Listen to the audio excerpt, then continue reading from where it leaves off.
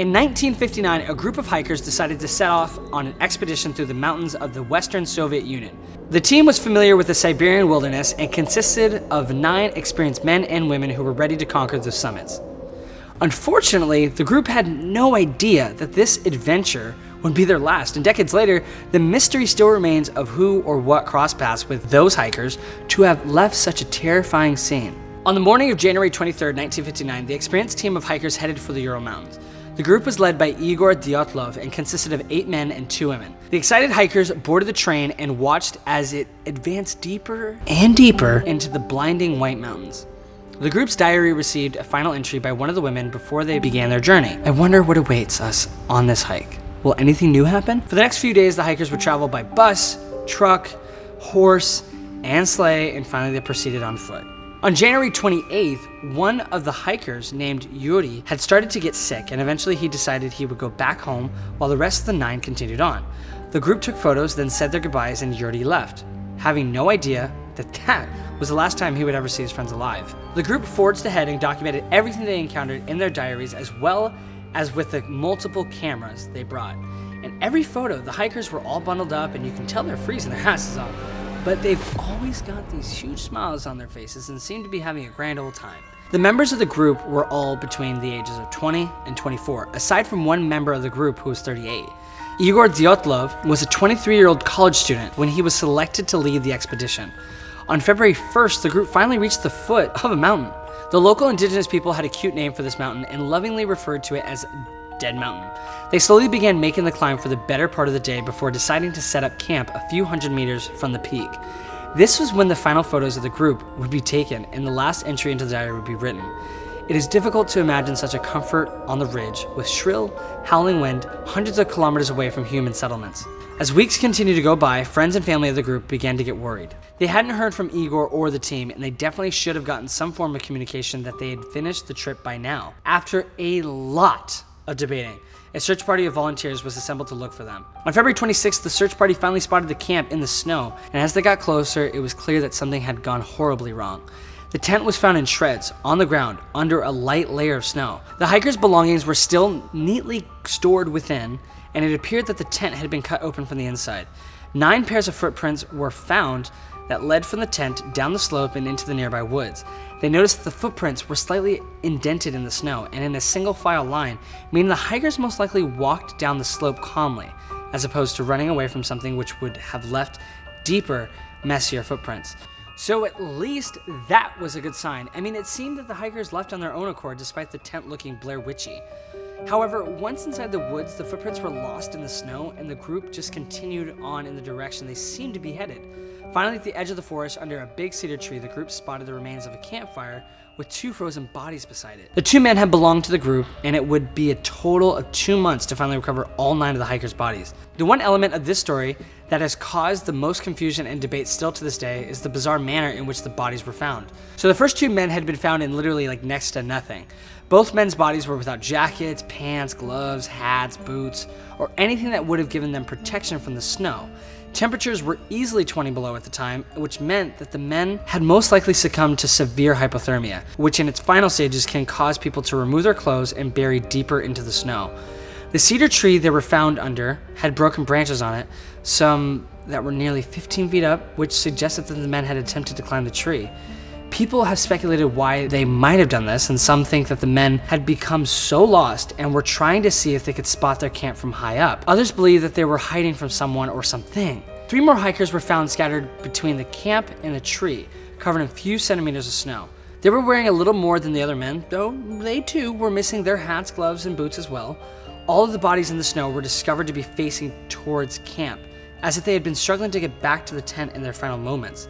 While the bodies were found with various injuries, and it was concluded that hypothermia was most likely the ultimate cause of their demise, even more interesting, it appeared that 4 of the hikers had passed while intoxicated. The final 4 hikers were found nearly 2 months later in May, in the opposite direction of the camp, past the cedar tree. They were the most difficult to locate as they were covered in about 10 feet of snow. All 3 had sustained fatal injuries. One hiker had a fractured skull, while the other 2 had several fractured ribs and severe internal bleeding. The medical examiner compared their injuries to ones you'd see in a car crash and suspected that they had somehow fallen. And here comes the gruesome details. 2 of the hikers had been found with empty eye sockets, while one of the women was missing her tongue. Guys, I'm sorry, but I warned you.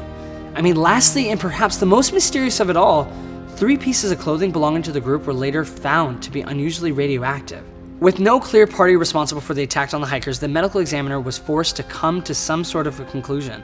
So he opted for an incredibly vague one. The cause of death was an unknown compelling force, which the hikers were unable to overcome. In May of 1959, the inquest officially ended, and the files were sent to a secret archive. To this day, hundreds of theories have cropped up from people still trying to prove what they believe actually happened. I'll start with some of the more plausible theories that seem to be generally agreed upon before we dive into the deeper conspiracies. One of the first elements of the incident that people heavily focus on actually was one of the most rational explanations. People were up in arms about the missing tongue and eyeballs. While it's one of the more gruesome parts for sure, people were coming up with all sorts of theories for this one, when really the most plausible explanation was that they had either rotted away or had been scavenged by animals.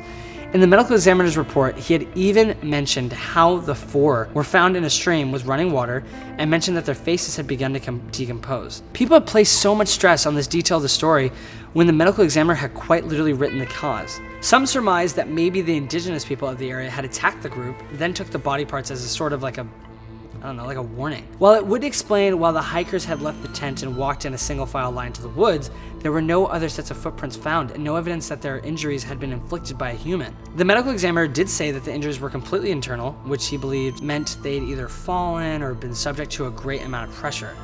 A lot of other people try to focus on the element of why the hikers left the tent in the first place. The hikers left the tent in a hurry, that much was certain. It had been cut open from the inside and was left in tatters on the ground. For the hikers to have chosen to destroy their only source of protection against the elements, there had to have been some reason so threatening that they would need to leave the tent that fast. When looking at the photos and the location of the camp, some suspect that an avalanche was what made the hikers flee that day. This would explain why the hikers were found without provisions and little clothing, and why the injuries appeared to have caused by some force of pressure. This theory has become the most universally accepted explanation as to what must have happened. And in 2019, an investigation was launched to re-examine the case with the theory that either an avalanche or a hurricane was responsible for the incident. But if there really was an avalanche headed their way, why would the hikers walk in a calm single-file line down the mountain? That doesn't make sense. And why would only 4 of them have received injuries and none of the others? And with the avalanche explanation, actually came another rational theory. What if the group had thought they heard an avalanche, and in a panic, ripped open the tent to discover something else had made the loud sound? That would explain why the group would have retreated single file into the woods, as they were probably looking for a new source of shelter, but no longer in a panic. But if that was the case, why would they take none of their stuff with them? Are you starting to see why this case is literally impossible to solve? While so many theories provided a logical reason for the evidence, each one still had glaring holes that couldn't be addressed, which is why many people have started to branch out into more supernatural explanations. Some people find the case so bizarre and unexplainable that it seems the only logical explanation could be the illogical. Could a large and violent cryptid have stalked the mountains of the Soviet Union and had a problem with the hikers intruding on his home? While it would explain their unusual injuries and why the hikers fled, we would be missing one of the key elements that makes the sightings canonically Sasquatch lore. Where were the giant footprints? He's got the nickname Bigfoot for a reason, it's kind of his whole deal. And who would we be if we didn't consider the Sasquatch's 3 fingers, big-headed best friend, the aliens? Ridiculous as it may sound, there were actually reports of strange floating lights in the sky over the Dyatlov Pass on the night of the incident. Other explorers in the area, as well as the indigenous people, described seeing glowing spheres that night that were strikingly similar to how modern-day UFOs have been portrayed today. In some of the photos taken that night, it seemed like one of the hikers had been particularly interested in snapping away at the glowing light he saw in the sky. And not to mention, it would also explain the radiation found on their clothing. While some people say that the photos are nothing but the result of the some water-damaged film, you can look at them and decide for yourself what you want to believe. But if aliens aren't your thing, there could be another more reasonable explanation as to why some of the hikers' clothing had become radioactive. Apparently, one of the men in the group used to work in a facility that developed nuclear materials, while Another had previously worked at a secret, super top secret plutonium plant that built nuclear weapons. And all 3 articles of clothing that were found to be radioactive belonged to the 2 men. That would make perfect sense, and could hypothetically explain the floating orbs that were reported in the night sky as well. This was the Soviet Union in the middle of the Cold War, and on top of that, it was the height of the space race. The reports very well could have been that they were seeing a rocket, a part of a rocket, space debris, or a military aircraft, and weren't familiar with the new technology at the time. While most experts have concluded that an avalanche or extreme weather event was most likely the cause of the hikers' fate, it seemed there will always be questions that remain unanswered and evidence that can't be explained. Thanks for watching, you guys.